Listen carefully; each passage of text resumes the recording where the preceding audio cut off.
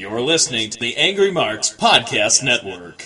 Ladies and gentlemen, welcome to the Wrestling Nerdcast on the Angry Marks Podcast Network with your host, Will Huckabee and Mika Villas. Welcome, ladies and gentlemen. Once again, it's that time of the week. It's time for the Wrestling Nerdcast. Such an exciting week. Crazy week in the world of professional wrestling. All the things have happened.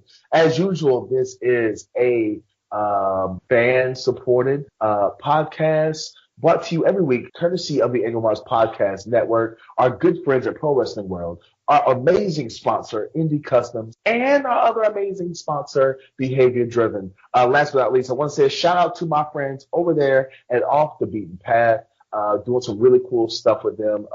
Be sure to stay in touch and follow me on social media. As usual, I am your host, the AIWF World Heavyweight Champion, the World Wrestling Grand Prix Champion, the National Syndicate Wrestling Heavyweight, now it's the Georgia Unified Heavyweight Champion, the Disrespectful Intellectual, the Southern Gentleman, the National Treasure and Reality TV Star, the Incredible Hunk, Will Huckabee. And I'm so excited to talk about all the things that's happened in professional wrestling this week with my co-host. She's one half of the world's cutest commentary team. She is the lover of waffles, the voice of the speech impediment, the receiver of all things unsolicited, the Aphrodite of affection, Miss Hashtag What That Mouth Do, a.k.a. Buy Her Some Tacos. The one, the only, Mika Villas. Mika, how was your week? I was all in this week. I mean, good golly.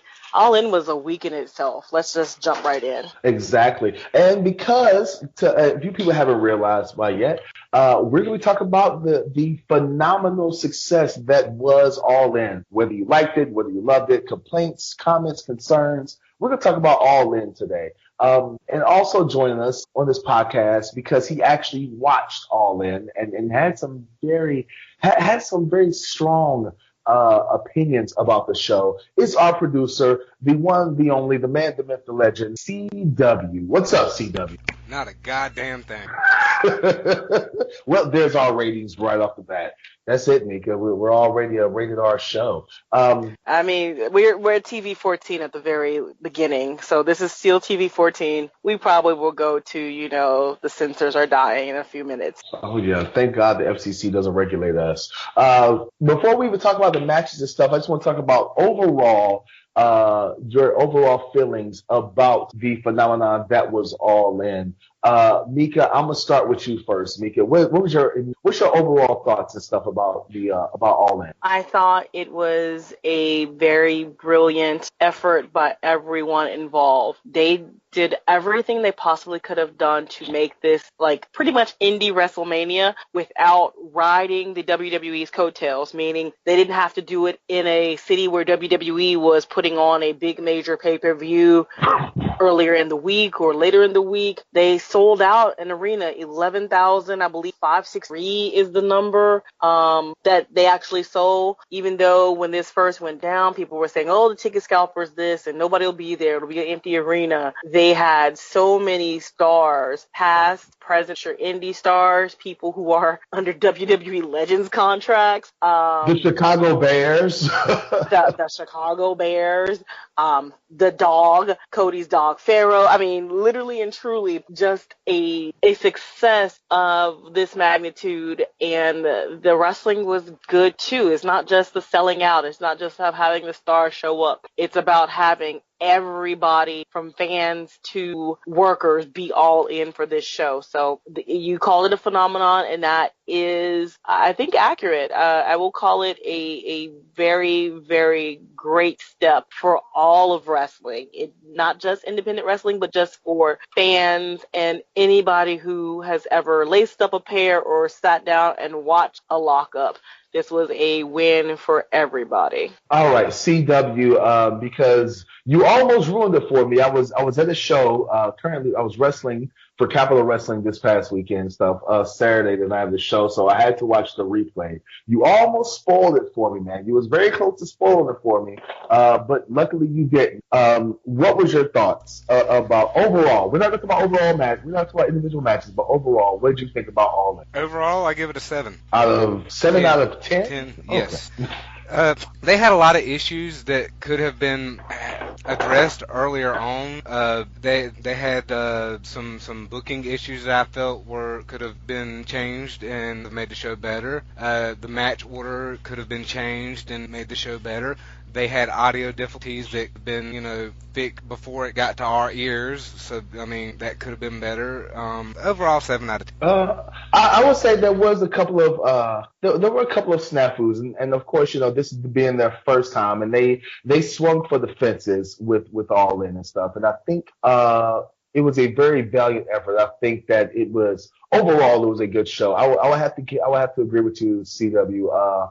And I'm going to say it's a 7 out of 10. In my opinion, there were no, as Dave Meltzer would say, there were no 5-star classic matches. But overall, the matches were very solid. Some of the matches had stories. Some of them I feel like were just spot fest and stuff. And indie dream matches. But overall, even with the technical difficulties, I think it was a good show, not only for them, but for indie wrestling overall. So let's get into these matches. First off, they had the over budget battle royal. Is that the name? Was that the name of it? Over budget. I don't even think that was the first match. I think that was like the second match. Oh, it was. That's right. The tag match was first, wasn't it? I don't know. I didn't see the first match. So if Miko saw the first match, tell us how the first match was. I just saw the battle royal. Yeah, that's where everybody started watching. Okay. So the first one, I do believe, was the Briscoes. It was battle royal. Was the battle royal, but you have to go back and look and see what the tag match was. If there was one, I don't know. Yes, the tag match was the ROH Day 1. The Briscoe brothers versus Scorpio Sky and Frankie Kazarian representing SCU. I guess neither one of you guys saw that. Not a bad match, man. The best thing about this match is that it actually made me a fan of Scorpio Sky. I was very lukewarm about him as far as his work goes, as far as his gimmick goes. But in this environment, I really felt like he really rose to his expectations and stuff. Of course, the Briscoe brothers are one of my favorite tag teams of all time. So not a bad match, not a bad way to kick off All In with 4 guys who really know what they're doing. Now we'll get to the over budget battle royal that had anybody and everybody: Brian Cage, Jordan Grace, Marco Stunt, Tommy Dreamer, Bully Ray. Am I missing Mr. Ass, Austin Idol? I mean, just the Hurricane. I mean, just everybody in there. CW, what was your thoughts about the over budget battle royal? It was actually what it was. It was alright. It should not have been the second match card. That's something I feel about. It should not have been second, because when you have something like that many people and everything's crazy, probably shouldn't let the first match in case it goes wrong. Mika, okay, so hold on before I get to Mika. CW, who or what spots really stood out for you with the battle royal? Fucking Brian Cage. I love that motherfucker. The more I watch him, the motherfucking more I love him. Mika, what about you? What was your thoughts about the over budget battle? I've seen some clusterfuck battle royals, pardon my French, but this was well done, even though there was a whole lot of busy going on. Bully Ray did his part. He made Marco Stunt and Jordan Grace, along with Brian Cage, of course. He helped make them look like the stars that they are. I saw Marco Stunt at SCI Weekend, and when he was announced for this, I was absolutely delighted, because I knew he was going to show the world that, here's this little kid-looking dude who's just going to blow your mind. And if you didn't fall in love with Marco Stunt and his antics and his everything during this match, then you're dead to me, okay? Jordan Grace was the only female, and she's in there and trying to damn deadlift Brian Cage, and almost did it. Yeah, the squat. Yes, she tried to squat him. Yeah.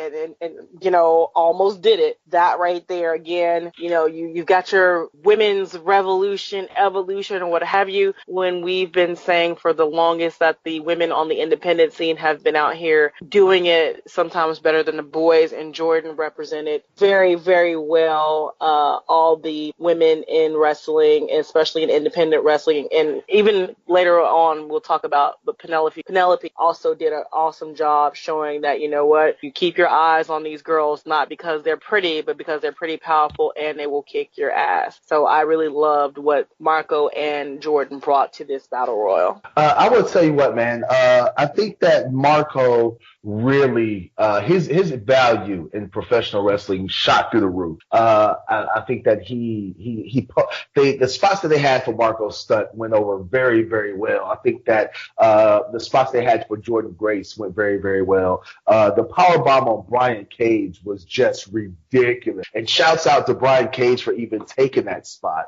I loved her. I loved her standing off with Bully Ray. I guess it was like face to chest, because, Bully Ray's very, very tall, but I loved how she stood up to him. I think that they really missed the boat on having a moment with Austin Idol and Mr. Ass Billy Gunn. I felt the whole Battle Royal, I was waiting for these two guys to kind of stand off and face each other or whatever, you know what I'm saying? And that never happened. My biggest complaint about this Battle Royal was that there was a lot of fighting on the outside, which really was like, it took away from what a Battle Royal was supposed to be. It almost felt like it was a scramble match at times and stuff. But not bad. Not bad at all. Love the fact they had the best friends in there, Chucky T, Trent, and then Trent Beretta, and even Rocky Romero. And then I knew that there was going to be a way. I knew there was no way they was going to have All In and not have Flip Gordon on the show and stuff. So I kind of, his appearance and him winning the Battle Royal for a shot at the ROH World Title, they kind of foreshadowed that. It was like, I knew once he, lost all these matches on the Indies, I had a feeling that he was going to show up in the Battle Royal. So that was it for the pre-show. First match, what was it?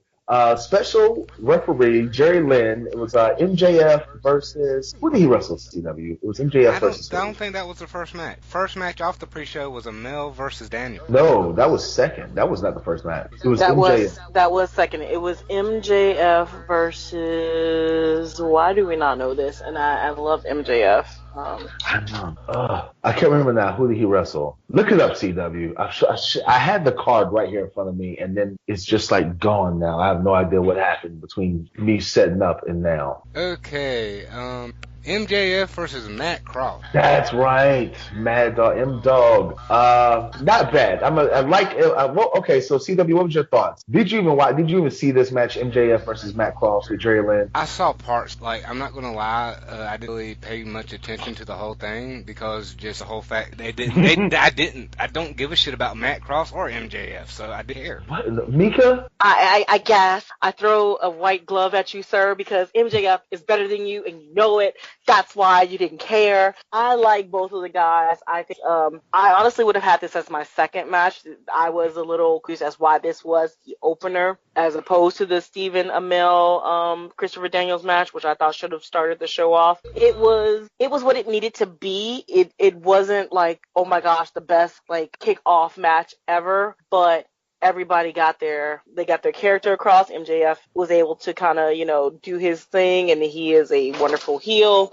And he also had Matt Cross, Son of Havoc, got to do his flippy stuff. I think people who are in the know realize that these two may never see them touch again, considering that they're so far apart as far as, Son of Havoc is on Lucha Underground and MJF is just kind of coming up in the business, not signed any place yet. So that, not a dream match, but just an interesting match. It wasn't bad, but it wasn't spectacular off the chart. I think that this was a good way to start. I think this was a very safe match to start All In. Out of all the matches for All In, I think that this was probably the safest match that they could start with. It wasn't nothing spectacular. MJF is an amazing character, has an amazing gimmick. Matt Cross, 20-year vet, is a really good ring general. I feel like this match did wonders for MJF as far as his in-ring ability and putting together a match and ring psychology.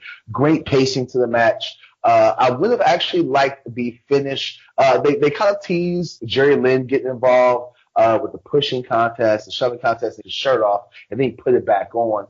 So I didn't too much like that part of the match. I really would think that it would have been better if MJF would have won the match. I think he should have gotten the rub, especially for the fact that he's only been in the business for 3 years. And no offense to Matt Cross, but he's getting up in age and stuff, and it's about time to start putting a lot of the younger guys over, building up younger talent for the future. Anything else to say about this match, y'all? Yeah, I can agree with that. It did get a little wonky there.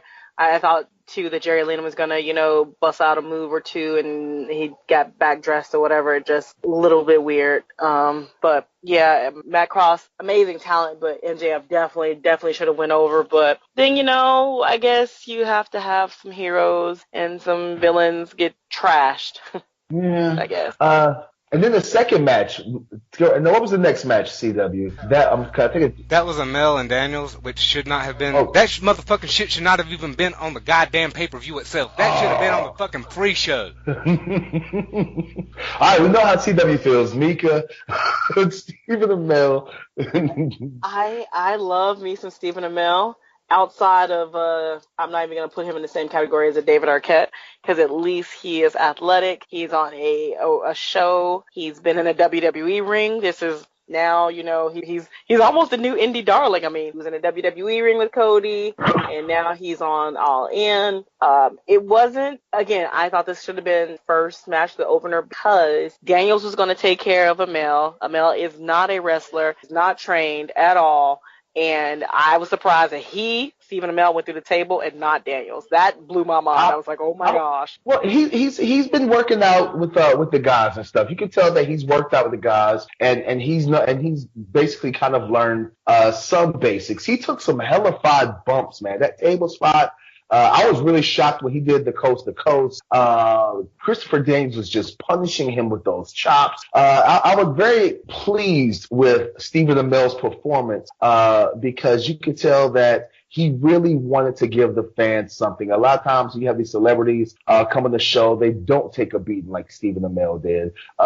They have their people there saying, hey, they can't chip a nail and they can't get bruised and they can't get banged up. Stephen Amell took a hellacious beating. I think that this was a smart choice for match number 2 because out of all the matches on the card, this probably was the weakest match. And so you don't want to start the show off with your weakest match by contemporary Booker logic. You kind of want to have your weakest match, so to speak, as the second match. So not a bad choice, not a bad match. Yeah, it should. You're right, Will. You're right. It should have been the second match of the pre-show. Why? No, here's the reason why. Here's the reason why it wouldn't be on the pre-show, because Stephen Amell still is, he's a star. He has a lot of fans with Arrow, and you want those people to pay to see Stephen Amell. A lot of people, like I said, myself included, I thought that he was going to go in there and he was going to kind of call it in. It was going to be a very hokey match, and then he proved us wrong. I don't think a match like that with a star, with a legitimate star, TV show star, whatever, you just don't give away those matches. You would never see Vince McMahon put Lawrence Taylor on the WrestleMania pre-show. It's just not happening. And that's just how I feel about it. Like, it was a good choice for the second match. Now after that, what was the next match, CW? Okay, after that match, we had the female 4-way match. Oh my goodness! It was.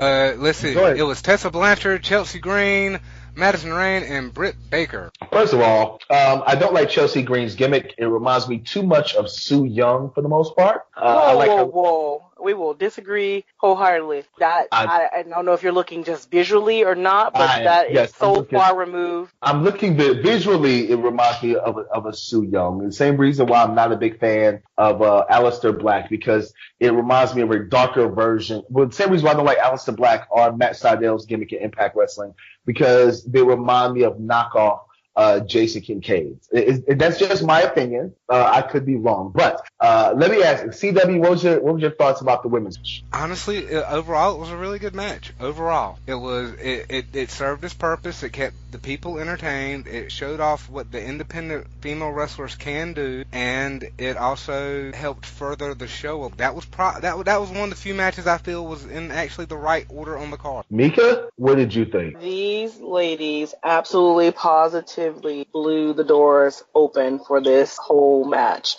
I was like, what? I hate people, I swear. Let me start again. These ladies absolutely positively blew the doors open for this match. Let me correct you about Chelsea's gimmick. Chelsea's gimmick is from her TNA days. She is no longer with TNA, but she was a party girl who got left at the altar, and she turned into this whole crazy bridezilla, not a bride kind of deal where she'd be drunk and, am I still pretty? That was the smeared lipstick, the half wedding, half party outfit, what have you. So it's so far removed from Sue. She's just crazy. Sue's scary. Chelsea's crazy. She's that hot, crazy chick that you're like, hey, it's 4:00 in the morning, and oh god, this is who I woke up with. That's the whole. Britt Baker, I thought it was cute that she gave a shout out to her husband Adam Cole, her boyfriend Adam Cole, by coming out to his old Ring of Honor music. That kind of popped. That's for Britt Baker. Chelsea, I love me some Chelsea Green. She's so solid. Madison Rayne. It sounds funny as I think about it because I was just talking about the beautiful people. Madison Rayne is a veteran. Now she's been in the WWE doing the Mae Young Classic. She's been in TNA, former Knockouts champion. Chelsea's a former Knockouts champion. And now here she is all in being, the veteran that she is with these girls. And then you go to Tessa. What can you say about Tessa? Just talented beyond all belief. Current Knockouts champion. But these girls went in there and they put on a freaking clinic on, four ways. If this was the only women's match, well, damn it, this was going to be the best match they possibly could have put on, and they went all out. I mean, you want to compare dives to WWE's women's dives? Let's not, because Brie Bella couldn't clear twice, and all these girls just basically went crazy, jumping out of the ring on each other and just literally killing it. I was so happy with this match because, again, these women have been out here on the independents for a long time, killing it and not getting recognition. So I think that this helped to further independent women's wrestling and what these girls are really out here doing compared to their quote-unquote contemporaries in the WWE. This match had so many good moments. Excuse me. This match has so many good moments from the entrances, man. Just Madison Rayne looking amazing, looking lean, looking like, she's been hitting the gym, like she's been doing DDP yoga. I don't know, but she was looking lean. She was looking fierce. Like I said, even though I'm not a big fan of Chelsea's gimmick, her entrance was still very good. Like you said, I love the whole shout out to Adam Cole and stuff, doing Brent Baker's entrance and stuff. And then when Tessa comes out and there's her father, there's her stepfather, there's her little brother, she was so what's the word I'm looking for? She was fired up. She was like, hey, I have a point to prove. These ladies killed it. It was an amazing match. This match is the reason why I tell a lot of guys I don't want to follow a lot of female matches on the indies, because these ladies have a point to prove that the women's revolution is not just in WWE, that the women's revolution is in professional wrestling, period. And if this is what women's wrestling is progressing to, then I think that there's a lot of guys who need to really watch out before they lose their spots permanently. This match it had so many great false finishes. It had so many great spots. Like you said, the dives, they were just going for it, man. I felt really bad. I was watching this match and I was like, shit, who's going to have to follow this? Because, like, the match after this is really going to have to, up the ante and stuff, man. And I really didn't feel like it did. And speaking of that, CW, go ahead and announce the next match. The next match for your NWA World Heavyweight Championship was Nick Aldis versus Cody Rhodes. fudge! And it wasn't at the right spot on the card. No, it was not. I will admit that. It was not. Especially following those ladies, this was not the match to follow those ladies at all. CW, what was your thoughts about the NWA World Heavyweight title match? Botched, and botched. They botched the booking, they botched in the ring, and they botched the finish. Mika? I think it was how do I put this nicely? I'm being Switzerland here. I love the fact that there was a title change. I honestly did not think they would happen. I love Cody's shout out to his father, his boots 605 on them. I love Brandy's outfit. I mean, the woman looked amazing. Shout out to her. She had the Beyonce outfit. That's what I call the Beyonce outfit. She had the look at me, be shiny and distracting because my man is about to win this damn title up in here, and this is our party. We can do what we want to do. I mean, seriously, she looked amazing. She took a freaking elbow. I mean, she did what I feel that a lot of women accompany guys to the ring should do. She took a bullet for the team, man. She took one. Now, on Twitter, I kind of said something to someone who was like, and this is why women shouldn't get in the ring or get involved during men's matches. And I was like, are you kidding me? They train with men. This is how they learn. They don't just train just with women. You have to be able to be a wrestler first, and then you go back as a female and a male. But you're a wrestler. Nobody goes, don't take a hit because you're a girl, or don't take a hit because you're a guy. I was like, that's ridiculous.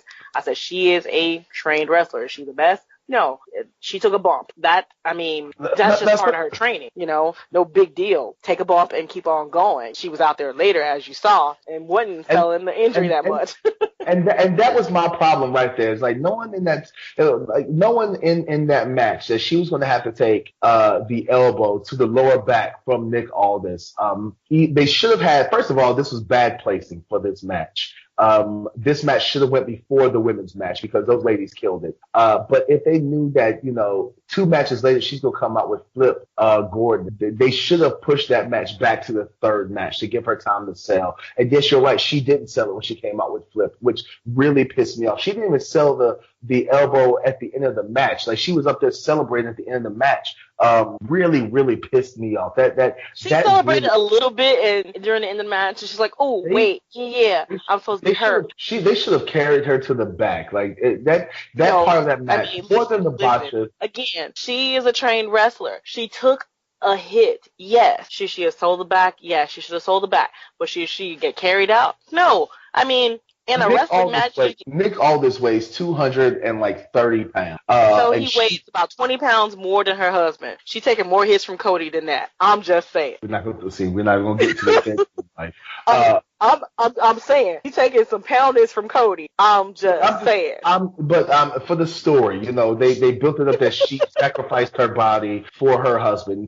They should have sold that. I mean, Nick Aldis did a great job selling that spot. Like, oh shit, I can't believe I hit her. He did a great job. In my opinion, she didn't. I'm going to hit with anything he wants to, and if I need to sell, I will. But if not, I'm just a down ass girl. I'm going to agree. I'm going to agree with CW that this match was full of a lot of blown spots and botches and miscues. I'm not going to call them blown spots. I'm going to say there are a lot of miscues because it's 2 different styles.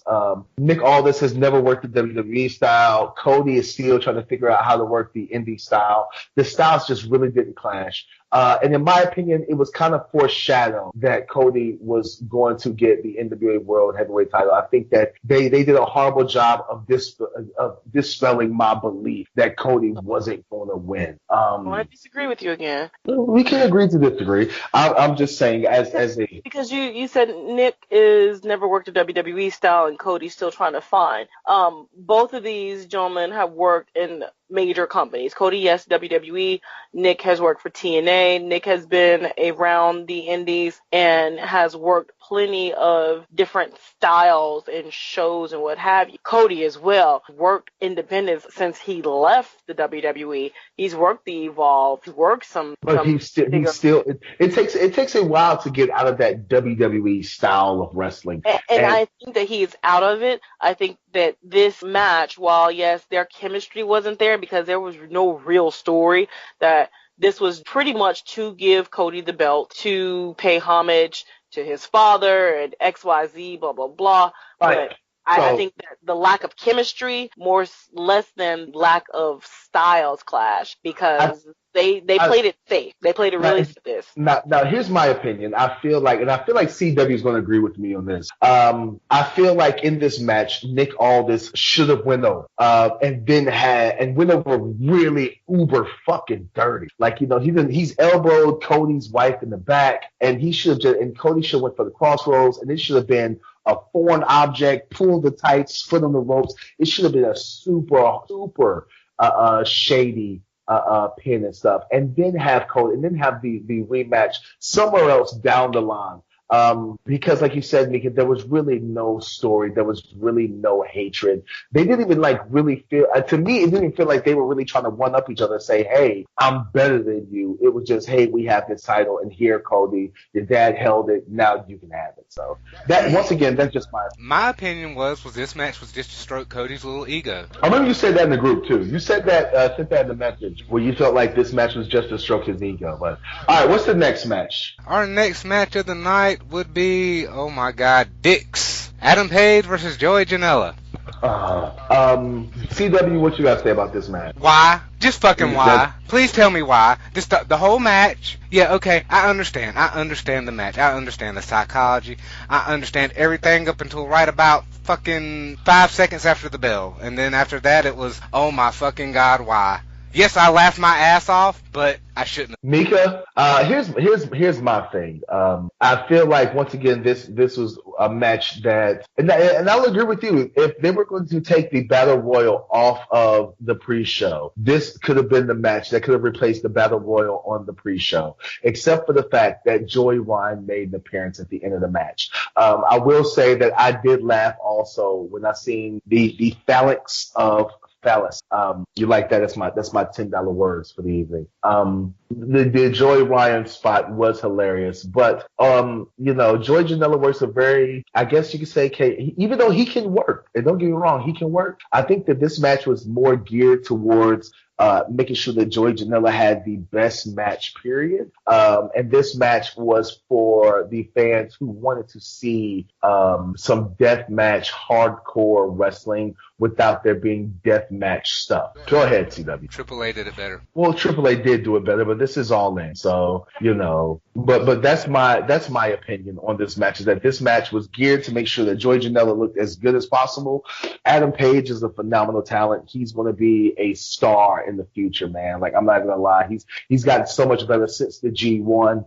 I just felt like this match could have replaced the Battle Royal on the pre-show. Mika? I love this match. I guess I am a Joey Janela fan. I like Joey Janela. Don't get me wrong. I like Joey Janela as well. I'm just saying, placement-wise for the card. That's all I'm saying. I think this was fine for me because this kind of brought some more up. The Cody match, the only thing that I was up on was the ending, and I was in the elbow to Brandy. Because, again, I was surprised there was a title change. But with the Janela match, I knew I was going to see some craziness. I saw Penelope come out, and I was like, oh, she is dressed. Take some hits to go in there and do what you're supposed to do as a female accompanying guy to the ring. You got to be able to, hold up your end of the bargain, So here she is in there getting after it. And I'm like, hell yes. Janela and Hangman Page are pulling out tables and chairs and just all types of craziness, because this is a Joey Janela specialty at this point. People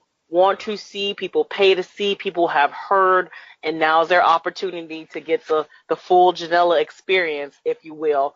They got the Penelope experience because Penelope got in there and she got, crazy. The Hangman story with the Joey Ryan and the penises, it was funny. It was light at the end. It was ridiculous, but again, it's everything it was supposed to be. If you don't watch Being the Elite, if you don't watch the kind of the antics of the Young Bucks and everybody on their YouTube channel, they did try to recap it, but to understand that this is something that's been going on for a bit, and to see it kind of play out on the quote-unquote big screen was fun to me. I loved it. I feel like they could have booked somebody. No offense to Adam Page whatsoever. I feel like they could have booked somebody better in there with Joey Janela. I feel like this match, actually, Adam Page versus Joey Janela is something I'd much rather see at Joey Janela's spring break bash. You know what I'm saying? During WrestleMania weekend, this is a match I'd much rather see there. I think if you want to get the full Joey Janela experience, I think that you bring in somebody like a Matt Tremont or an Ace Romero or somebody like that who can really take the fight to Joey Janela and really give the fans something that they haven't seen before. I just really feel like they missed the boat with this match. Speaking about missing the boat, next match, CW. For your ROH World Heavyweight title, it was Jay Lethal versus Flip Gordon in a match that I never thought Lethal was going to ever lose at all, and he didn't. Yeah, they really missed the boat on this match. This match was, to me, was just very. Don't get me wrong. I loved. Don't get me wrong. Probably the best entrance of the night, in my opinion, was Jay Lethal coming out with the actual with Randy Savage's actual gear. Don't get me wrong. Probably my favorite entrance of the night, and came out with the Genius, aka Lenny Poffo, who was throwing the frisbees and stuff like he used to do back in WWE. Loved that. Loved how he literally was Macho Man until he got slapped on the shoulder. Like his mannerisms, the way he talked, the way, the Macho Man would actually, when he would Irish whip somebody, he'd grab him by the back of the head to Irish whip. All of Macho Man's mannerisms was amazing and spot on. And then they did the whole shoulder, and then he became Joey Ryan. I mean, he became himself again, and it was flip flop. But I feel like this was a very safe match. I didn't feel like they actually brought anything to the show, besides saying we have an ROH World title match, which is why Sinclair helped them out with the show, and something for Flip Gordon to do. I don't feel like this match really added anything to the ambiance of the show. Mika? It brought back Blackmail. It gave a shout out, a huge tribute to the Macho Man. It gave Lanny Poffo a stage, a format.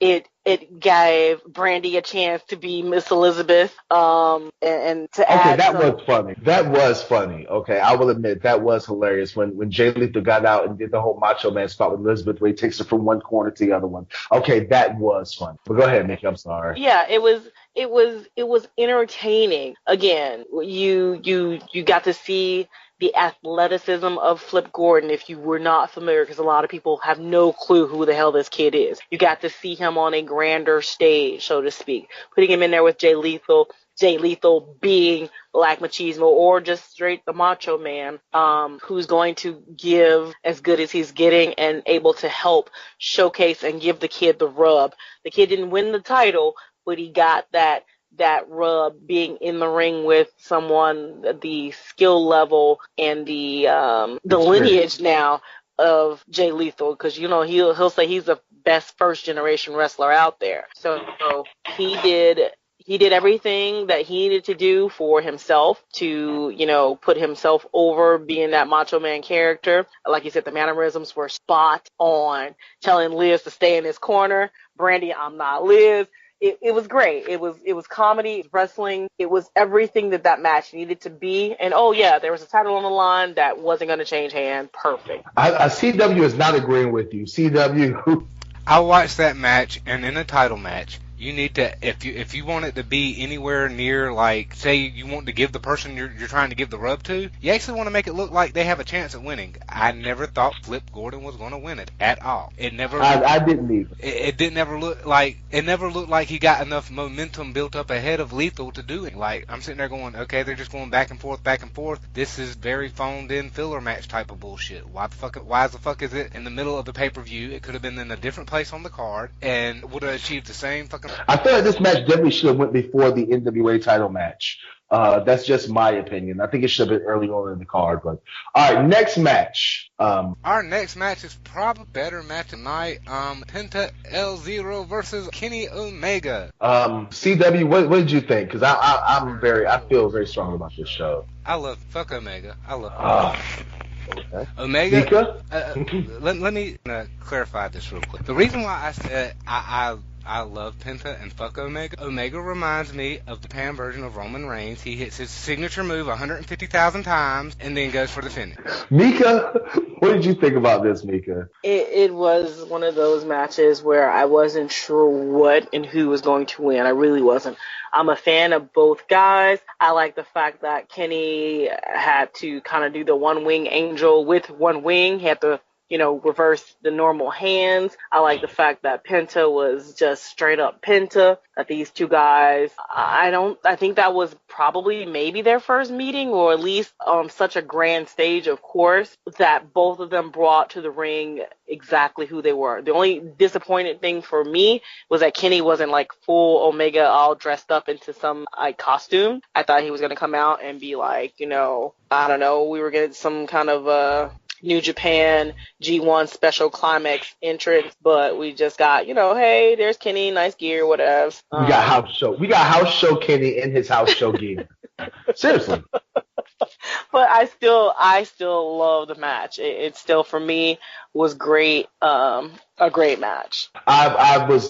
This match did not live up to the hype for me, for several reasons. Like I said earlier when Mika was talking, I feel like we got house show Kenny Omega doing his house show, regular routine shtick. I feel like for some reason there were parts of the matches where I felt like, maybe Penta had went out partying the night before in Chicago and was hungover or something, because there was certain spots in the match where he was just a step behind. He didn't have his usual ruthlessness, in my opinion. Him breaking Kenny Omega's arm didn't have the usual snap and vitriol that it usually has in other matches.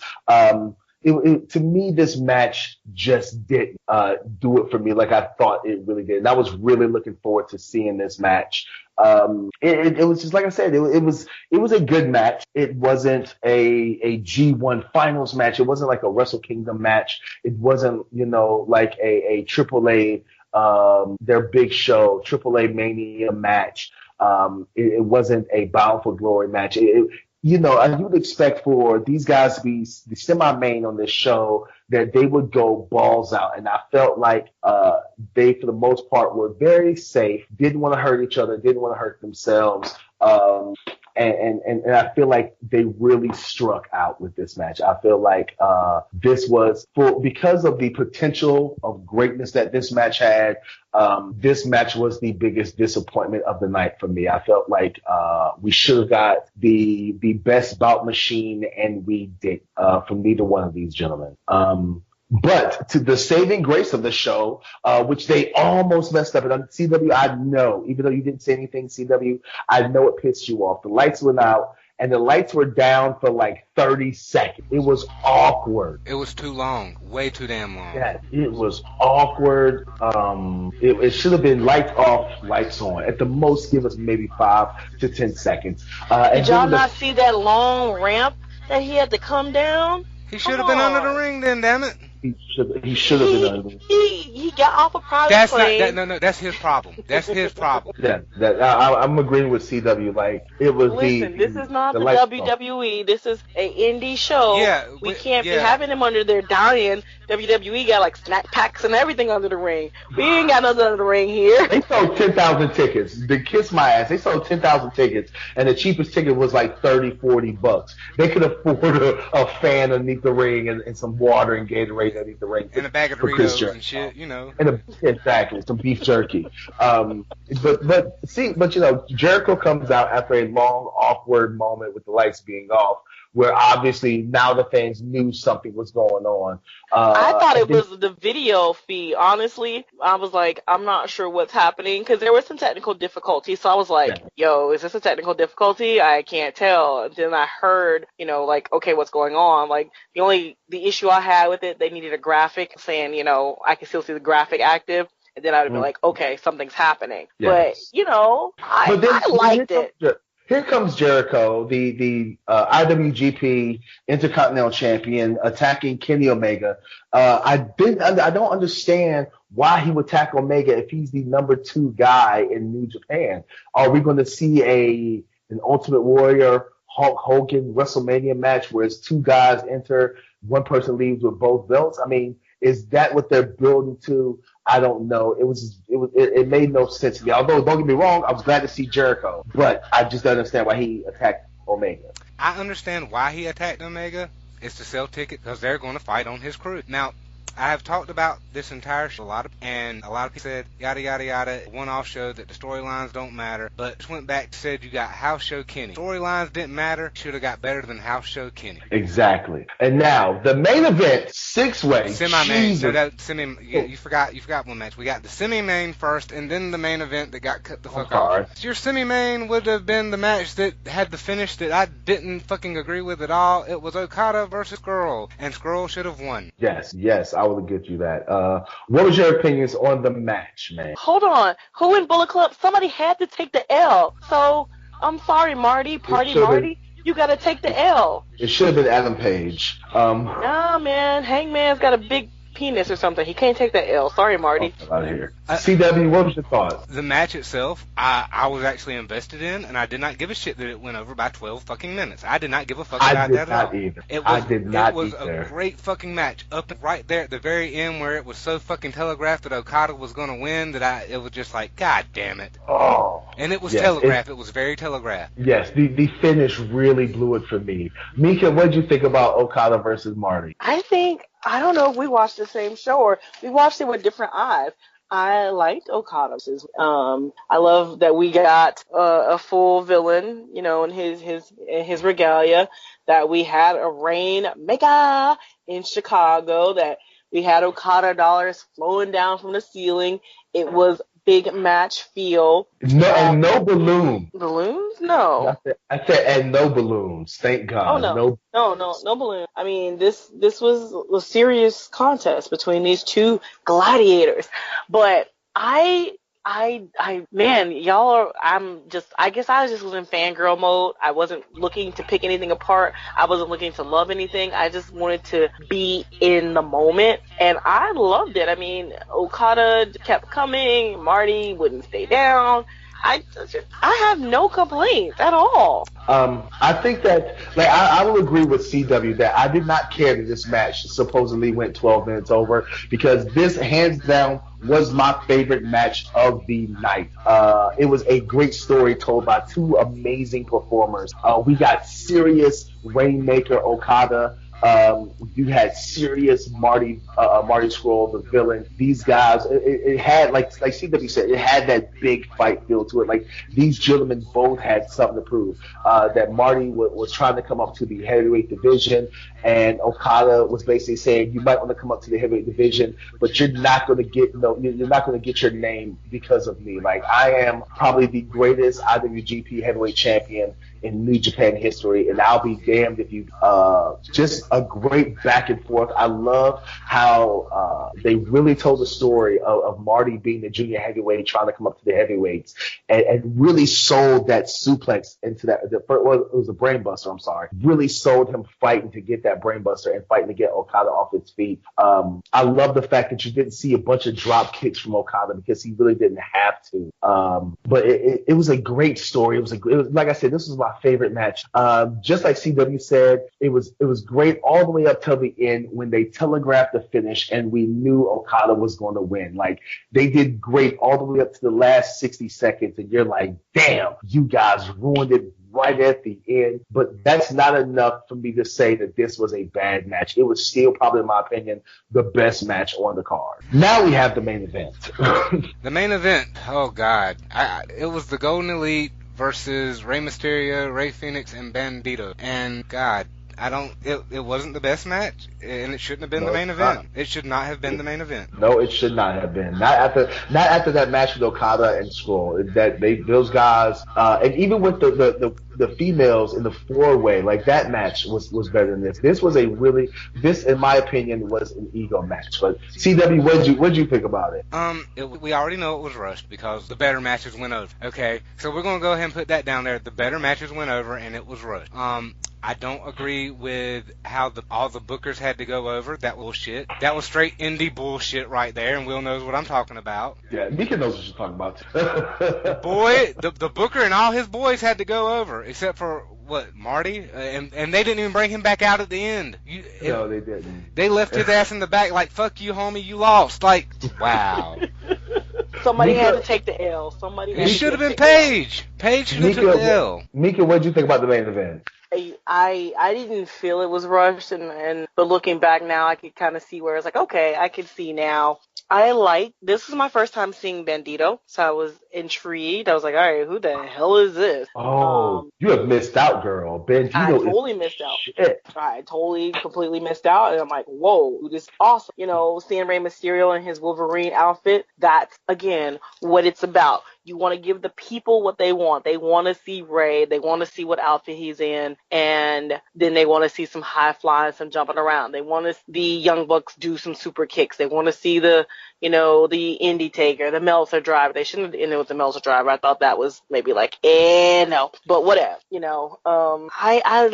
I liked it. And of course, I know, it was funny, but I was like, well, Bullet Club is going to win because, this is their house. Again, I get it that it should not be, but hey, we brought all this together. Why the hell would I lose? I feel like, okay, so this match was super spot fest. It was like, this was in AEW, they would call this the get your shit in match, because everybody got their shit in. I feel like they really missed out on really showcasing Kota Ibushi versus Bandito.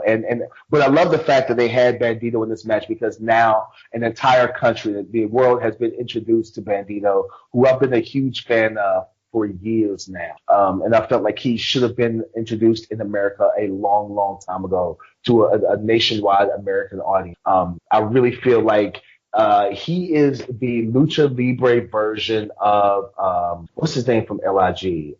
Cold Skull. I feel like he's the Lucha Libre where he's so athletic, but people don't. About Evil? No, his tag partner. Ibushi. I can't think. Well, go ahead. But Cold Skull. Anyway, but Bandito was amazing. I love these standoff, but I do love the standoff with Rey Mysterio and Kota Ibushi.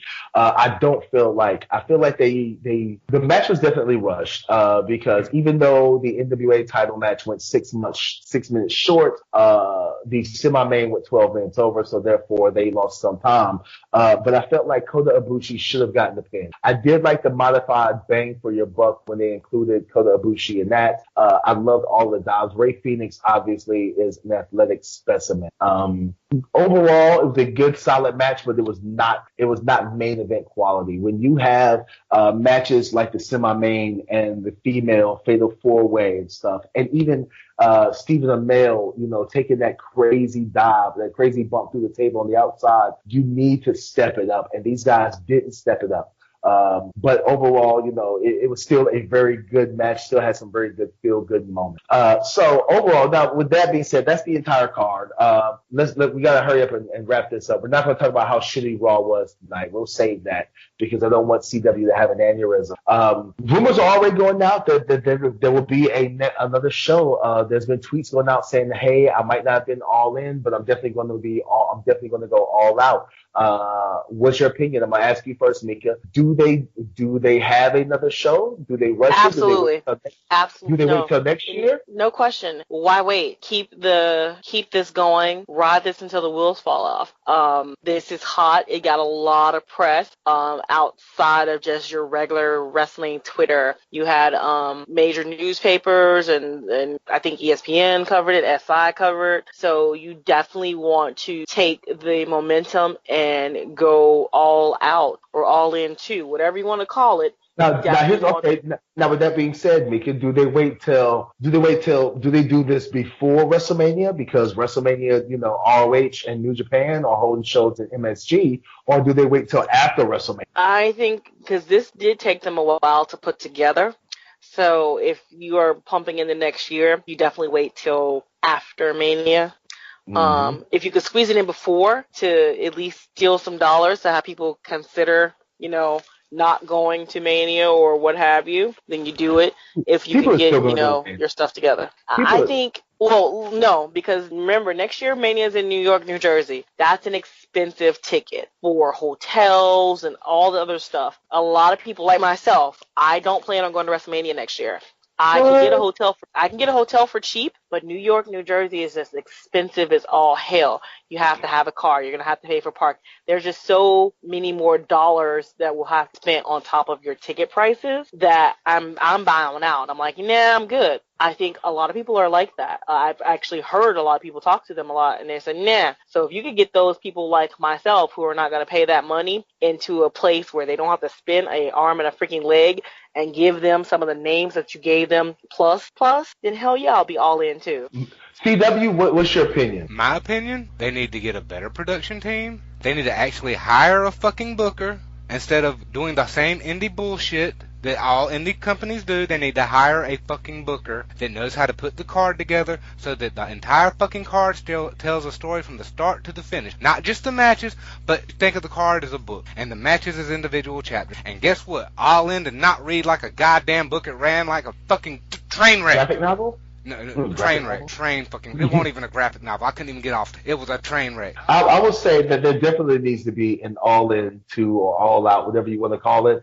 I think that they should wait until next fall, late next summer, fall, after WrestleMania, after the G1, where there's really nothing in between the G1 and Wrestle Kingdom in January. I think that that's their optimum time right there, because it's after Triple Mania, it's before Bound for Glory, and before Wrestle Kingdom and stuff. I think that they had the timing on this show perfectly right around Labor Day weekend when people have time off from work, and they might have, because it's the first of the month, people have, they pay their bills or whatever, but they still might have some excess money to spend.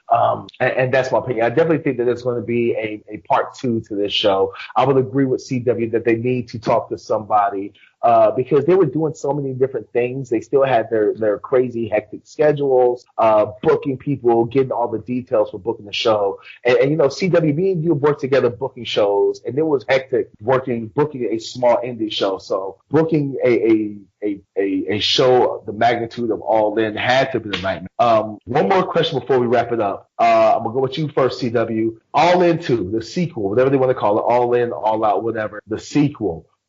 Should they have it in Chicago again? And if not Chicago, what city do you think they should go to? For one, they should not do Chicago, not this soon. What they need to do is they need to take it to a different part of the country, another wrestling city, so that a different fan base can get the same feel that they got, the fan base that was able to attend the original. All right, so what city? Do they go to Cali, Texas, New York, Florida? Where should they go? Georgia, Atlanta's a wrestling town. Should they go to Atlanta? Should they go to New York? Should they go to LA? Should they go to Houston, San Antonio? What do you think? I'd say probably San Antonio, to be honest, because while they're about both in the middle of the country. Texas is pretty fucking big. I mean, you can get a lot of fucking people Texas alone. So there's your local sales right there. And that's not even counting on the people that are coming outside of. And then you have to, you could sell package deals, flight hotels like the W does. They need to get their shit together. Goddamn it. Mika, all right. If not Chicago, where to? I'm stingy on Chicago, but if not my city, then Atlanta. All points lead to Atlanta. There's tons of hotel rooms. You could get them cheap if you're in the right season here in Atlanta. Secondary would be Orlando. Again, I'm looking at where you're going to have transportation to be cheap as far as airfare and hotel accommodations, because they did a weekend. So you don't want to have someone pay an exorbitant amount of money and not feel like they got their money's worth for just one day, one show. They did the star cast beforehand. They had the autograph signing that CM Punk was there even though he wasn't part of officially All In or what have you. So you want to make sure people get their full dollar amount and give them a lot for that weekend. So definitely you want to come to a city where you're not going to spend a lot on hotels because people you want them to fly in from all over the place. So Atlanta, then maybe Orlando. Now, I'm about to blow both of y'all minds with this because I don't think they should go. Here's the reason. I don't think they should go back to Chicago for the same reason CW said. I don't think they should do LA because New Japan is really working in LA, trying to get their U.S. shows off the ground. I think Texas is too far away for a lot of people as far as traveling goes. New York is New York, obviously not. I think in Atlanta, while Atlanta may be a good choice, I think the traffic situation in Atlanta, an extra 10 to 11,000 people in Atlanta. It was already horrible during WrestleMania weekend. The hell with that. Dragon Con weekend was this past weekend, and I heard traffic was horrible. In my opinion, I think if they're going to do it an All-In 2, or whatever you want to call it, I think they should do it in Memphis. It's actually local to a lot of other places. It's 8 hours from Atlanta. It's like 7-8 hours from Chicago. It's like maybe 10 hours from Texas actually it's like 6 hours from Killeen, Texas, which is not that far from San Antonio. They have a lot of stuff there. It's a great, rich wrestling community. Jerry Lawler is there, even though I don't like him. We all know why I'm not a huge fan of Jerry Lawler, but Memphis is a great wrestling town. It's a secondary market, and overall, I think that they'll find things a lot cheaper in this, and they'll help their production. Anyway, with that being said, this has been the all-in addition to the Wrestling Nerdcast podcast on the Angry Marks Network. Mika, what you got going on this weekend, girl? Oh, this weekend I may be all out of wrestling. I'm trying to go to a concert, so I'm also actually working on for later this month. I've got a couple shows that I'm going to do at end of month, 9:30, Atlanta Wrestling Entertainment. There's also a benefit show. Stay tuned to my social media. I'm going to be doing some backstage reporting coming up for a show. So I am getting my wrestling fix in, but I may not be going too far away from home, and I can't really talk about all that yet. So, all right. CW, you got anything special going on this week? This weekend I might act off hot damn. Well, let's see. For me, Thursday I will be in Bluefield, West Virginia for USA Championship Wrestling. Be sure to check out the Facebook page. Check it out and watch it live as it happens. If you love old school 80s studio style wrestling, you will love the feel to this show. I love doing this show. I love working with the company and stuff. Friday, Mika, I will be in Columbus, Georgia, for defending my what was known as National Syndicate Wrestling Heavyweight Championship, now the Unified Georgia Heavyweight Championship. I will be defending my title in Columbus, Georgia for National Syndicate Wrestling. Saturday, I also think that I will be in Georgia as well. And then Sunday, I will be in Greensboro, North Carolina for Firestar Pro Wrestling. They're doing a student show. I'll be pulling a Mika Villas and having my debut as a commentator for this show. So I'm going to hit up Mika for some tips and stuff about how not to be a bad commentator like Mika. What? Fight me. Well, with that being said, ladies and gentlemen, once again, this has been the Wrestling Nerdcast on the Angry Marks Podcast Network. Huge shout out to our friends and sponsors, the Angry Marks Podcast Network, Behavior Driven, Indie Custom, Pro Wrestling World, and my good friends over there at Off the Beaten Path. For our producer, the one, the only CW, for my co-host, one half of the world's cutest commentary team, the lover of waffles, the voice of the speech impediment, the Aphrodite of affection, the receiver of all things of unsolicited, Chicago win, Miss Hashtag What That Mouth Do, a.k.a. Buy Her a Taco, Mika Villas. I am your AIWF World Heavyweight Champion, your World Wrestling Grand Prix Champion, National Syndicate Wrestling Georgia Unified Champion, the Disrespectful Intellectual, the Southern Gentleman, the Mid-Atlantic Bully, the Morning Star, the Incredible Huck, Will Huckabee, saying peace out, happy Labor Day, and support indie wrestling. Bye. You're listening to the Angry Marks Podcast Network.